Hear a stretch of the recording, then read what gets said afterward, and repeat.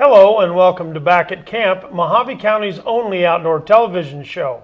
I'm your host, Don Martin, and on today's show we're going to have one of the most famous lady hunters in Kingman, J.C. Amberlyn.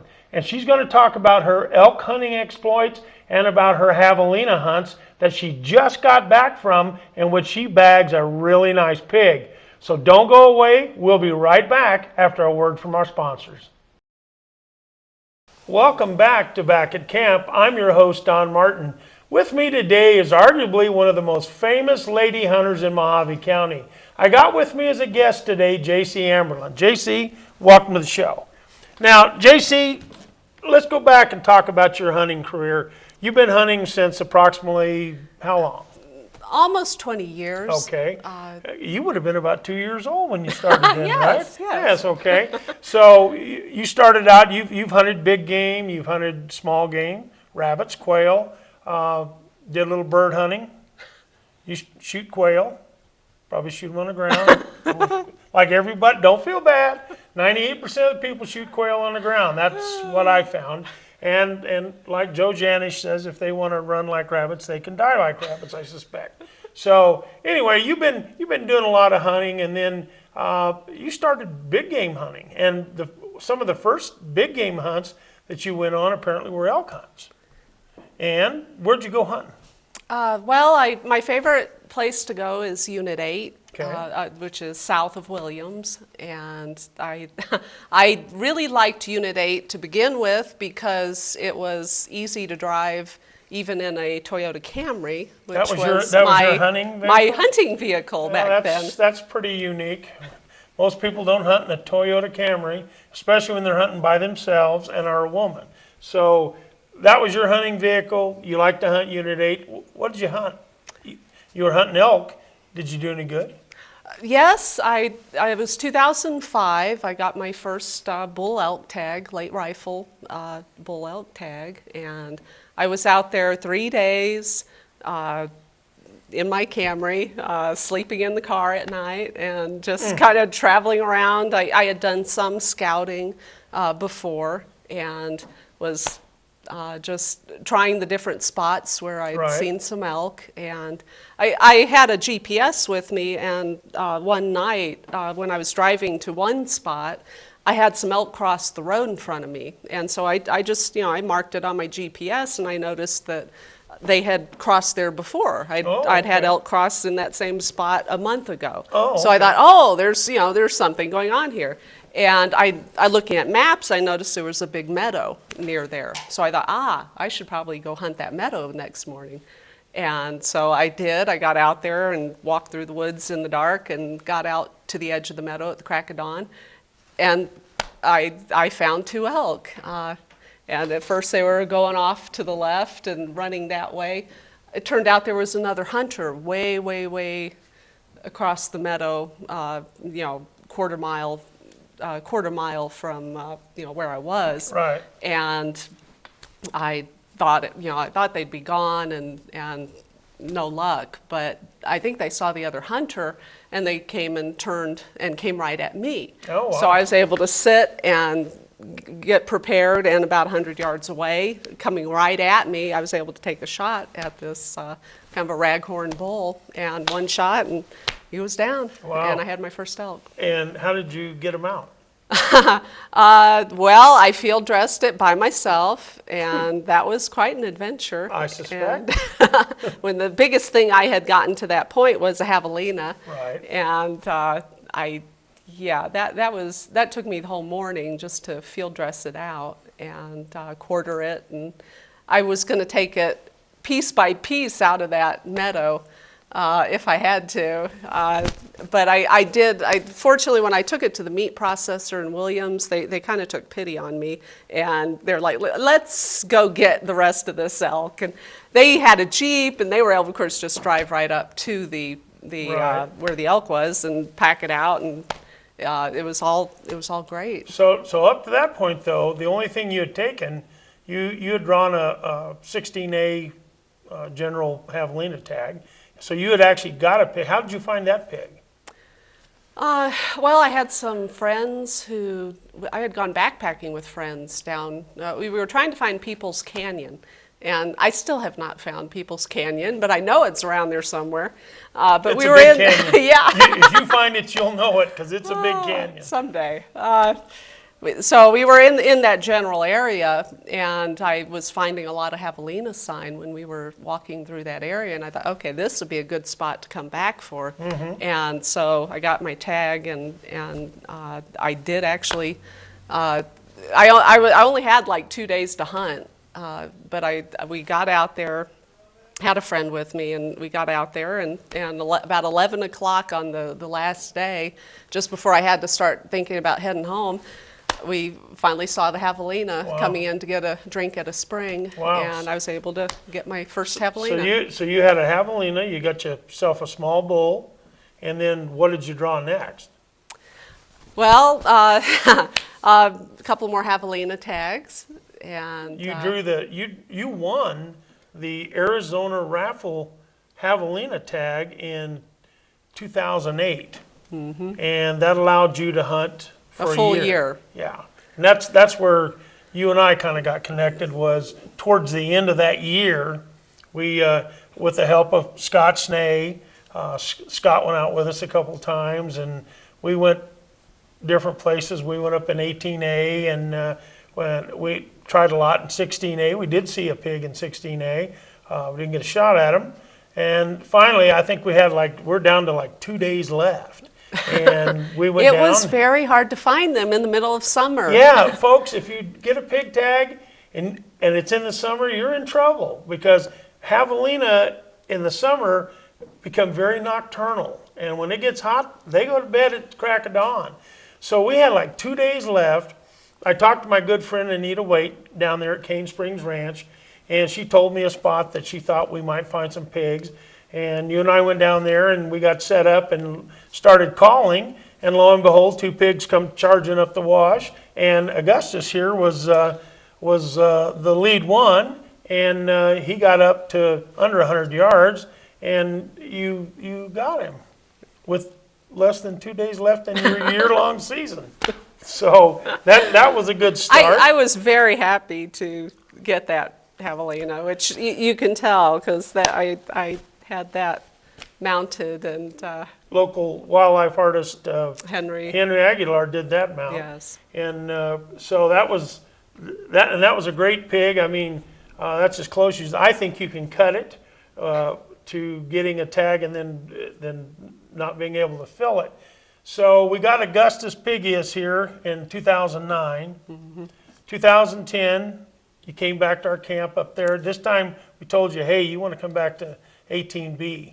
And I think we were in camp, and I think we had Kenson Lee with us. And Kenson saw some pigs, and we got out and started moving around a little bit, looking for them. And lo and behold, spotted a couple of pigs in the brush. And again, you make a quick one-shot take on another pig. So reddish one. Kind of a red one, yeah. And that was in 2010. 2011, you went to. Did you have a pig? You had a pig tag in 2011? I'm trying to remember. It was 2012. 2011 or 12. I had that 16A tag Yeah, again. and I had one day with you, and lo and behold, we found pigs right off the bat. I mean, it was actually kind of simple. We stopped, eyeglass, there they were. We thought we had them just in the bag. Yeah. We had everything but the pictures taken, and somehow the big herd got away. Then you found a couple of pigs on a ridge, and we sat down and waited on them for an hour. I got video of that hunt. I had that one in my sights, but just not a good shot. Right, and I was waiting for him to stand up and give me a good shot. Yeah, they were bedded down, or else they were standing behind the trees. And of course, we thought they didn't know we were there. It's under 100 yards. We'll just wait them out. We got about an hour's worth of video on them. We sat there and sat there and sat there, and finally, they got up, but they moved. He went directly away from me. So it would have been a Texas hard shot, which we don't take. So we thought, well, we still got the other one.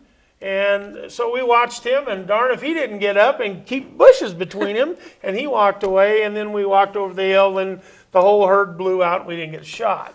But That's hunting, though. that's hunting. That's absolutely hunting. When you think you have it just absolutely nailed down, if somebody would have wanted to bet me and say, you're not going to kill a pig out of this, I'd have took the bet, because that sure looked like a good deal. So now we fast forward to 2013.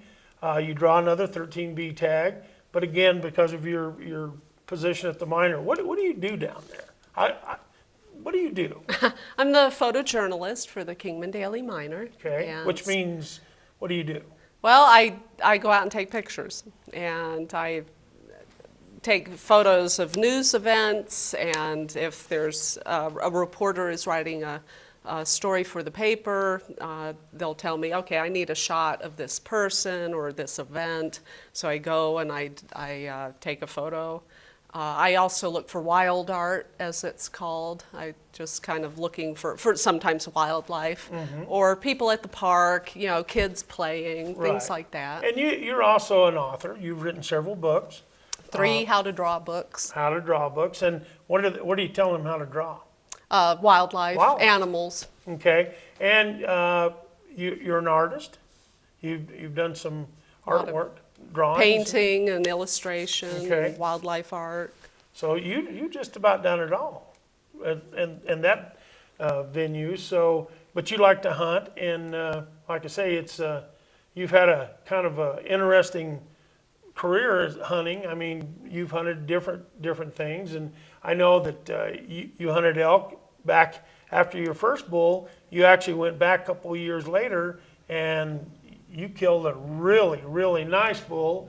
I think we have him here on the set. Let's see if we can get him around here before we run out of time. Whoa, that's what he would do in the wild. And here's the here he is right here. And what do you call this magnificent creature? This is Sir Lancelot. That is Sir Lancelot right there. And I have a story as to why he is Sir Lancelot. Okay. That's because I saw several bulls that year when I was out scouting for this hunt, including a huge 7-pointer who I called King Arthur because he became my holy grail. Got it. And I was trying to find him, but he was traveling with 2 smaller 6-points that I was kind of calling Lancelot and Sir Gawain, and after the King Arthur legend, and I ended up getting Lancelot. Yeah, there you go. And folks, that's a darn nice bull. It's a nice, probably 3.5-year-old, 6x6, a great bull. Now, when we come back, we're going to talk about some more of JC's hunting exploits, but we're going to take a quick break. But don't go away. We'll be right back after a word from our sponsors. Welcome back to Back at Camp. I'm your host, Don Martin. Now, when we left, JC had just shown us the bull that she had taken on her elk hunt that she called Lancelot. And JC, tell me about that. How did you get that bull? Well, I will say, you always, when you go hunting, going out and preparing for your hunt is very important. Going out and scouting and learning the area, learning where the animals are, checking your gun. These are all very important things. And I did that. It was 2010, and I went out every chance I could that summer and fall, trying to learn the area, learn where the bulls were. It was in August of that year that I saw that huge 7-pointer I called King Arthur, and the 2 6-pointers. I saw a picture. You took a picture of him. Folks, I saw a picture of that bull. That was King Arthur. That was a big bull. Yeah, he was very impressive. And of course, it was in the fall. It was in the rut, in the time when he was, those big bulls seemed to show themselves. And like I say, you were very fortunate to get a picture of such a magnificent animal like him. So yeah. I can't blame you for that was your target animal, and boy, But we know that from September to November, a lot of things happen out there. Yes, yes. And there were those 2 6-pointers that were traveling with him. And actually, I got a really nice photo of one of them. So I was kind of targeting that area, trying to figure out where they were once the late season Right. hunt started. And of It's course, that's the post-rut. It's post-rut now. post-rut. The bulls are tired. They're hiding in the most inaccessible places they can find. There have been like 3 or 4 hunting seasons before that one, so it's really hard to find any bulls at that point. Right. And I was there with a friend, and we were seeing elk almost every day, but just never getting a shot at one. Right. And seeing them in meadows, and just at least we were feeling successful because we were in the elk and, Sure. and kept having at least some kind of opportunity. There was one area, which was kind of around where I had seen King Arthur, that we tended to see the most elk. And it was the final day of the hunt. We'd been out there the whole 7 days. Right. And it was the final day of the hunt, and I'm starting to, no, I'm panic. I'm panicking a bit. But there was this little meadow that was way up the mountainside that I had found during scouting, and probably about 2 miles from where I had seen King Arthur. But I didn't think there were any roads through that meadow. And I thought maybe there's a chance, there could be some elk up in that meadow who are not being chased around by the other hunters. So we hiked up there, and it was really rough, mountainous country, and got up to that meadow, and I was glassing and saw yet another, tree stump that should be an elk, but it wasn't. But I took a second look, and wait a minute, it was an elk. And I looked, and oh my gosh, it's one of those 2 6-points. And I set up, and I was trying to figure out how far he was. It was just too far away to take a ethical shot. So I thought, okay, I'm going to sneak in closer. And I ended up probably, I had thought he was, 300 yards. He was probably more like 600 or 700 yards wow. away. And, it can be kind of deceptive, Sure. those distances. Got closer, and I knew I was in the area. I had seen him. I couldn't find him, though. So I sat there. I didn't want to spook him if he was still in the area. And after a very long time, there was some oak brush down in this little canyon mouth that I was standing at. And I finally, wait a minute, was that a movement? And I had to look for a long time before I could see a movement again. And, oh, okay, there is something down there. And finally, I was able to realize there is an elk standing there. It was so thick, it was hard to see him at all. Right. And then I had to make sure, okay, does he have antlers? And finally, he moved, and I could tell there's antlers up there. So then, okay, now I just had to find a shooting lane. Right. And there were only like 2 shooting lanes in that whole thicket of oak brush. And he Right. started moving up, and I just was going to have those 2 shooting lanes, and then he was going to be over the hill and out of my Gone. sight. Yep. And so I set up on that first shooting lane, and when he moved into it, I took my shot. And at first he ran off, and it just, oh my God, usually I shoot and they drop. He didn't drop. He ran up, but then I heard a crash. So he didn't go far, thankfully. And this is it. That was the bull you showed us. That was the bull I showed you. Yeah. Now, how'd you get that one out? We packed that out. It took us like 8 or 9 trips. Yeah. And that was a lot of work. That is a lot of work. Through You talk to up elk hunters, and down and elk canyon hunters will tell country. you the minute the bull hits the ground, the fun is over and the work starts. Yes. But you got him out. So, and now since then, like I say, we've got some antlers here that you picked up on those hunts that you've been on. This is what sportsmen can expect to find when they're out there scouting and hunting. And if you find something like that, those are great trophies, in themselves. Yes. And here's a bull. Here's This- a bull. Yeah, this bull probably wasn't much bigger than the bull that you took, but you could see where he's broke off one point, and then he's got his 7th point there.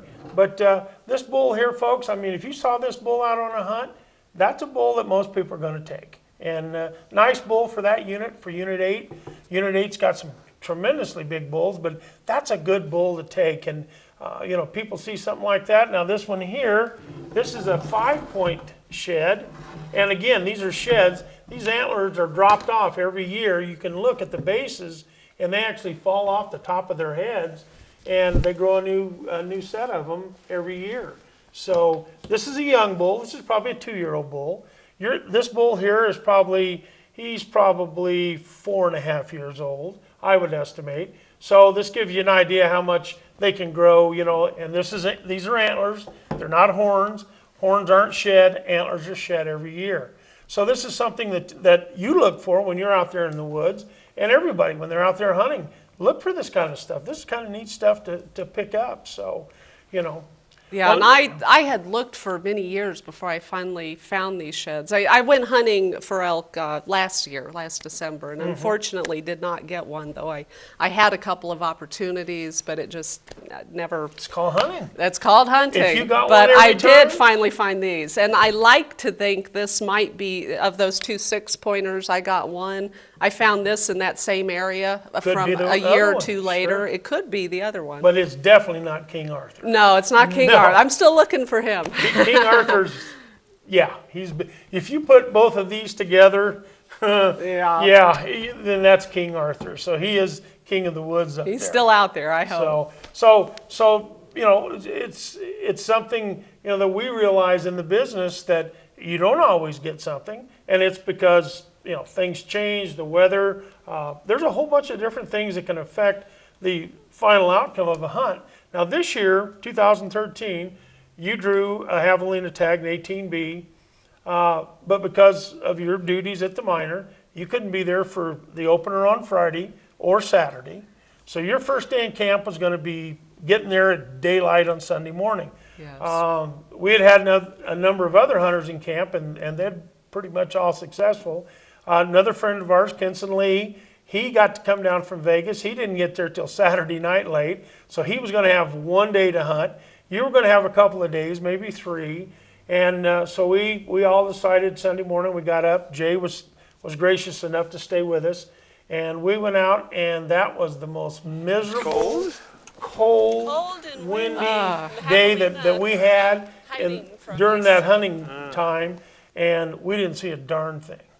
Just That's one of those days you're wondering, why am I out here? yeah, you're It's freezing. so cold. It was freezing. We were cold, and of course, javelina, not having any underfur, you know, they're very susceptible to cold and wind. So I suspect they were pretty well holed up. But the good news was Monday there was going to be a break in the weather. The wind was going to die down. It was going to be sunny. So we thought, okay, we might do okay. Jay and Kenson had to go home on Sunday night, but you and I stayed and got in there. Monday morning, I took you up to a spot where we knew there was pigs and turned you loose, and a few hours later you came down, and real quick, what'd you see? I did see 4 javelina. At first I'd seen 2, and I tried to get in position to get a shot at them. They disappeared into some oak brush, and I was there for a long time just glassing and Right. looking. When I couldn't find them, I decided to get out my little predator call and see if I could flush them out. They'll either run towards you or run away. So, but I thought at this point, I just, like to at least see them if they are still in the area. So I blew on that, and 4 of them took off the wrong way. They took off Of going course. that way, and I was trying, I was hoping maybe they'd stop and present me a shot. They were did. running full tilt away from me. So we came back to Kingman on Monday. We didn't get anything. We had one more day. We had Wednesday. So Jay and myself and you, we drove up there Wednesday morning, an absolute phenomenal morning.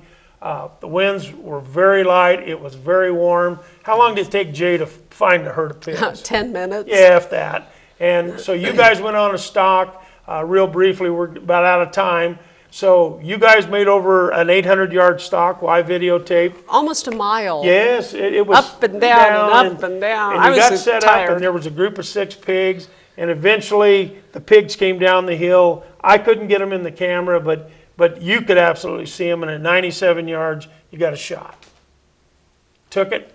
Pig down. Pig down. I heard it on the radio. Jay said pig down.